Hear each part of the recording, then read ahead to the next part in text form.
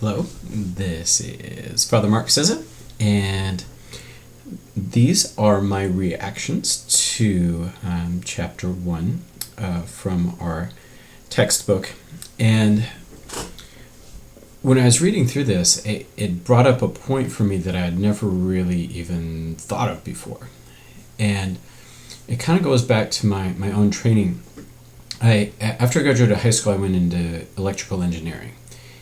And as an engineer, you're really concerned with empirical things that you can measure, the physical world, designing things that work.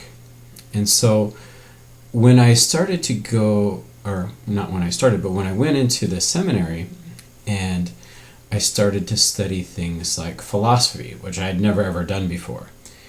And starting with the philosophy of Aristotle, and as it comes down to us through the Christian tradition of people, or Aristotle and Plato, and it comes down to the Christian tradition through thinkers like Augustine and Aquinas, it really kind of opened up to me like a whole new world, kind of like the Little Mermaid, a whole new world. And so just thinking about the nature of reality and how do you describe the world around you, and is it possible to know truth? Is what is in my head? Does that actually correspond to the reality of the world around me?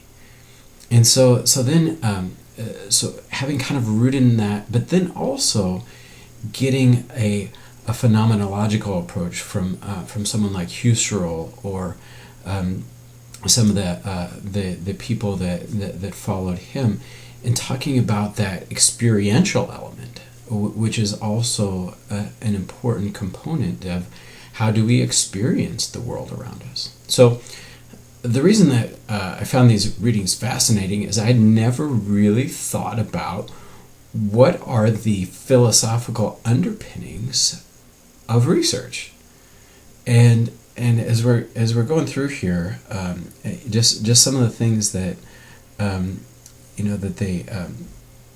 that he talks about, or that she talked about in the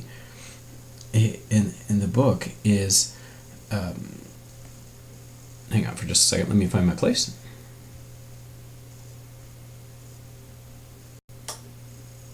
All right, found my place here. She has a quote here from Thomas Schwann's position that they are inescapable. See their comment below. My practical and controversial view is that one can learn to be a good interviewer or observer and learn to make sense of the resulting data without first engaging in deep epistemological reflection and philosophical study. Such reflection and study can be so inclined, but it is not a prerequisite for fieldwork. Indeed, it can be a hindrance. And the reason I thought that was so fascinating is that without understanding really what we believe and where we're coming from and how do we describe our worldview, I don't know if that, I would have to think about that. That's one of the things that I don't know if I agree with that statement or not. And the other interesting thing that that she comes up with that I would really like to study more, and I wish I had maybe a little bit more time during this short course to do that, but she identifies these 4 different paradigms: the post-positivism, the constructivism, the transformative, and the pragmatic. And these are first appeared in the 4 paradigms that appear in this book are based on an adaptation and extension of the paradigms discussed by Lather in 1992 and Guba and Lincoln, is described in the writings from the span of 94 to 2005. And so just kind of, I haven't had the opportunity to really dig into these types of philosophy of postmodernism, post-constructionalism, deconstructionism. And so I'm fascinated to see how those different points of view and those philosophical points of view, how they impact the way that one does research, and not only how one does the research, but then how one interprets the data that we receive from it. So I'm really looking forward to getting into this and to digging a little bit deeper into these philosophical underpinnings of research.